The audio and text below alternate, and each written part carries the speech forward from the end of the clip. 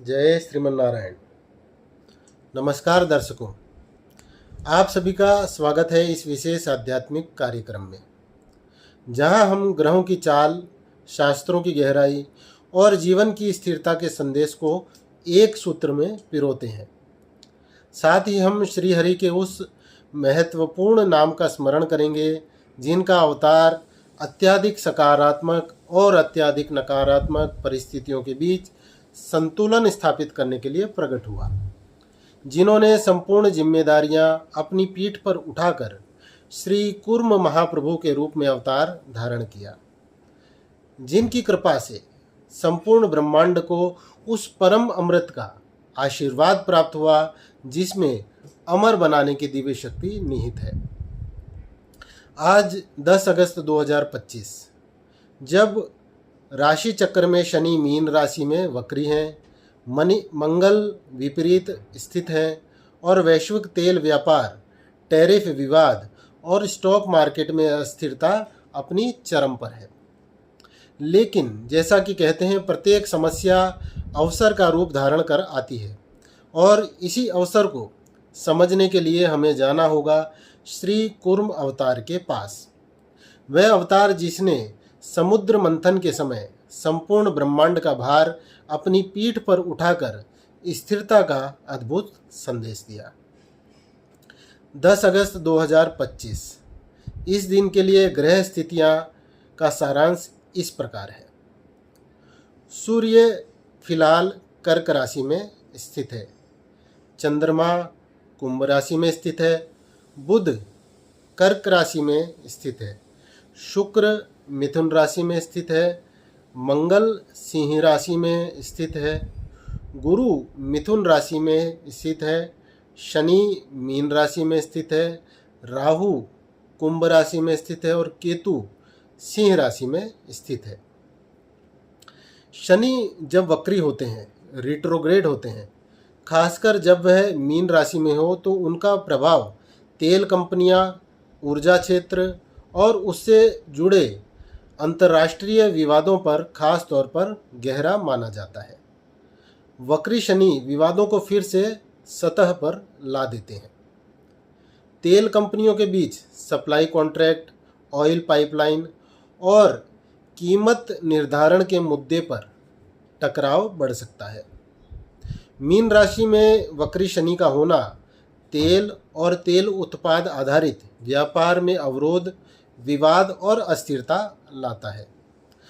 और जैसे ही मंगल शनि के विपरीत होते हैं, यह तनाव केवल तकनीकी या सप्लाई तक सीमित नहीं रहता, बल्कि टैरिफ और नीति निर्धारण में भी तेजी से उभरता है। 2025 अंत तक के सकारात्मक संकेत मिलेंगे जैसे जैसे शनि अपनी सीधी गति में आएंगे और मंगल का तीव्र प्रभाव घटेगा, नीतियों में स्थिरता आने लगेगी। अंतर्राष्ट्रीय विवादों पर, अंतर्राष्ट्रीय स्तर पर टैरिफ और ऑयल ट्रेड पर वार्ता का चरण लौट सकता है। भारतीय बाजार, खास तौर पर ऊर्जा आधारित इंडेक्स, खोया विश्वास वापस पा सकते हैं। इस उथल पुथल के बीच कंपनियां वैकल्पिक ऊर्जा स्रोत, नए कॉन्ट्रैक्ट और इनोवेशन में निवेश बढ़ा सकती है, और यही वह अवसर है जो संकट के भीतर छुपा है। ज्योतिष में वक्री शनि का अर्थ केवल बाधा नहीं, बल्कि परीक्षा और धैर्य का अभ्यास भी है। मंगल शनि के इस टकराव से जो तनाव है, वह हमें याद दिलाता है कि हर कठिनाई में आत्मबल बढ़ाने और रणनीति सुधारने का मौका होता है। प्रत्येक समस्या अवसर का रूप धारण कर आती है। यह समय निवेश, व्यापार और व्यक्तिगत निर्णयों में गहराई और दृढ़ता लाने का है। ज्योतिष केवल ग्रहों के गणित तक सीमित नहीं, बल्कि वह शास्त्र और पुराण से भी गहराई से जुड़ा है। बृहद पराशर होरा शास्त्र में कई स्थानों पर स्पष्ट है कि जब कोई ग्रह विशेष अवस्था में होता है, तो उसकी ऊर्जा को संतुलित करने के लिए ईश्वर के विभिन्न अवतार और विशेष नाम जप की महिमा बताई गई है। भगवान श्री कूर्म अवतार स्थिरता, धैर्य और आधार का प्रतीक है। समुद्र मंथन में भगवान कच्छप ने सब कुछ अपनी पीठ पर संभाला बिना हिले डुले। शनि दुख, धैर्य, कर्म और संतुलन के ग्रह हैं। जब भी शनि वक्री होते हैं तो जीवन में स्थिरता और परीक्षा के समय को लाते हैं। ऐसे में ही भगवान श्री कुर्म का अवतार ध्यान, स्मरण, स्थिरता और सहन शक्ति का कारक बनता है। कलयुग में वैसे भी नाम स्मरण का बहुत ही महत्व बताया गया है और लिखा भी गया है, कलयुग केवल नाम आधारा, सुमिर सुमिर नर उतर ही पारा। कलयुग में कर्मों का बोझ, भ्रम और संघर्ष से निकलने का सबसे सरल मार्ग भगवान का नाम जप है। नाम जप, मंत्र जप मन को स्थिर करता है, नकारात्मक परिस्थितियों में मानसिक संतुलन देता है, प्रतिकूलता को सहने की शक्ति देता है। वर्तमान स्थिति में भी ध्यान का लाभ अत्यधिक मात्रा में प्राप्त होता है।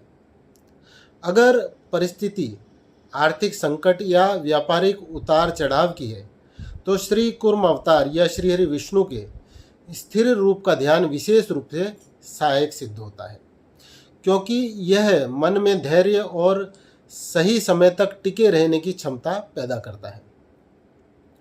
देवताओं और दानवों ने अमृत पाने के लिए क्षीर सागर मंथन का निर्णय लिया। मंथन के लिए मंदराचल पर्वत को मंथन दंड और वासुकी नाग को रस्सी बनाया गया।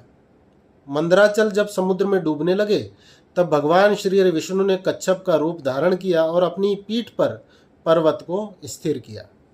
यही कुर्म अवतार कहलाया।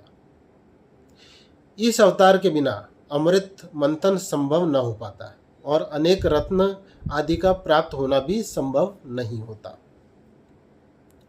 भागवत महापुराण के अनुसार श्री कुर्म अवतार को धैर्य, स्थिरता और सहनशीलता का प्रतीक बताया गया है। श्री विष्णु का यह रूप संसार के आधार की तरह है, जो भार सहते हुए भी अचल रहता है। विष्णु पुराण में कहा गया है कि कुर्म अवतार से यह शिक्षा मिलती है कि स्थिरता और संतुलन से ही कठिन कार्य पूर्ण होते हैं। समुद्र मंथन का अर्थ है जीवन में शुभ और अशुभ अनुभवों का मंथन करना। कुर्म अवतार वह धैर्य है जो हमें इस प्रक्रिया में टिकाए रखता है। बृहद पराशर होरा शास्त्र के अनुसार कुर्म अवतार को शनि ग्रह का शांतिदायक अवतार माना गया है। जब जब शनिदेव कष्टकारी स्थिति में हो तो श्री कुर्म अवतार के मंत्र का जप, स्मरण, ध्यान, पूजा से राहत मिल सकती है। कच्छप अवतार के समय जो भगवान कच्छप का कवच है वह आत्म संरक्षण और आंतरिक साधना का प्रतीक है। कच्छप का धीरे धीरे चलना और दीर्घ जीविता जीवन में स्थायित्व और धैर्य का संदेश देता है। कच्छप का जल और भूमि दोनों में रहना भौतिक और आध्यात्मिक दोनों जगत में संतुलन कैसे बनाना है वो बतलाता है।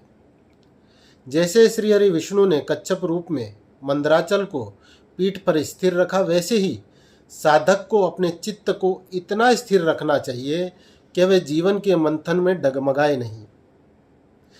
स्थिरता के बिना तो कोई भी आध्यात्मिक साधना गहराई तक नहीं जाती। श्री कुर्म महाप्रभु का अवतार अंतर्मुखता का दैवी रूप है। कुर्म अवतार से जुड़े ध्यान कुछ इस प्रकार है। अपने ध्यान में भगवान श्री हरि को कच्छप रूप में मंदराचल को उठाए क्षीर सागर में स्थित कल्पना करिए। लंबी अवधि के कार्यों, कठिन समय और मानसिक उतार चढ़ाव में कुर्म अवतार का ध्यान विशेष लाभ देता है। कठिन परिस्थितियों में धैर्य प्राप्त होता है। बड़े और लंबे प्रोजेक्ट या जीवन के संघर्षों को सफलतापूर्वक पूरा करने की शक्ति मिलती है। मानसिक स्थिरता और निर्णय क्षमता में वृद्धि होती है। भगवान कच्छप के कुछ नाम इस प्रकार है।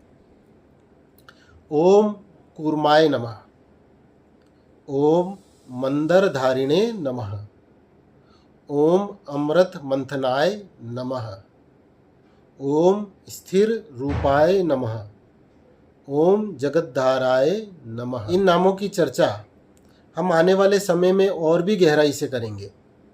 यह केवल नाम नहीं है, प्रभु की लीला के रूप में दिव्य संदेश छुपे हुए हैं। इन नामों के जप व ध्यान से मन में स्थिरता आती है, विशेषकर तब जब जीवन में परिस्थितियां अत्यधिक सकारात्मक या अत्यधिक नकारात्मक हो। साथ ही यह गहरी मानसिक आध्यात्मिक ऊर्जा के सूत्र भी है। श्री कूर्म महाप्रभु के अवतार, लीला व नाम प्रकट होने का प्रकरण जीवन में अत्यंत परिस्थितियों के बीच संतुलन बनाने का प्रतीक है।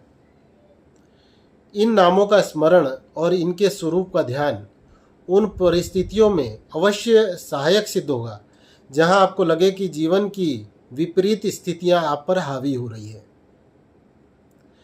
आइए समापन के इस पवित्र क्षण में हम आज की यात्रा का पुनः स्मरण करें, जहां हमने ग्रहों की चाल, आर्थिक उथल पुथल और शास्त्रीय संदेश, इन तीनों का अद्भुत संगम देखा। हमने यह भी जाना कि संकट केवल रुकावट नहीं बल्कि अवसर का भी द्वार है। श्री कूर्म महाप्रभु की अवतार कथा ने हमें यह सिखाया कि चाहे समुद्र मंथन जैसा महापराक्रम हो या जीवन का कोई कठिन दौर, स्थिरता, धैर्य और संतुलन ही वह आधार है जो हमें अंत तक टिकाए रखता है। जैसे भगवान श्री विष्णु ने कच्छप रूप में संपूर्ण ब्रह्मांड का भार अपनी पीठ पर स्थिर किया, वैसे ही हम भी जीवन के भार को धैर्य से उठा सकते हैं। संदेश यही है, ग्रह चाहे कैसे भी हो, बाजार चाहे जैसा भी हो और हालात चाहे कितने भी अस्थिर हो, यदि भीतर स्थिरता है तो हम किसी भी मंथन से अमृत निकाल सकते हैं। तो इस विश्वास, इस धैर्य और इस दिव्य स्मरण के साथ आइए हम सब मिलकर अपने मन, कर्म और वाणी से यह उद्घोष करें, जय श्रीमन नारायण।